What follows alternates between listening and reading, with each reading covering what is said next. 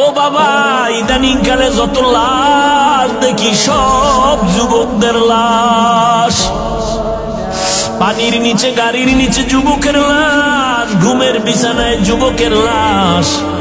ও বাবা, তুমি স্কুলে পড়ো, কলেজে পড়ো, বাধা নাই, তবে অনুরোধ, মা বাবার দোয়া নিয়া চলিও, আলেমদের বিরুদ্ধে যাইও না, পরামর্শ নিয়া নামাজ পড়িও।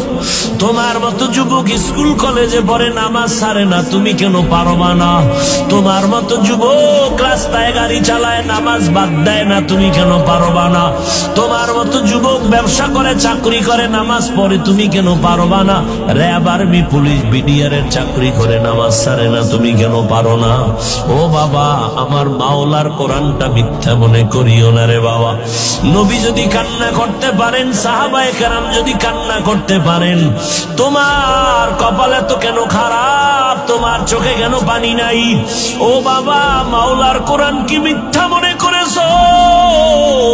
পারলে একটা ভুল বের করে দাও, আমি আজকে থেকে দাড়ি কাটবো, আল্লাহর বিরুদ্ধে রাস্তায় নেমে যাব।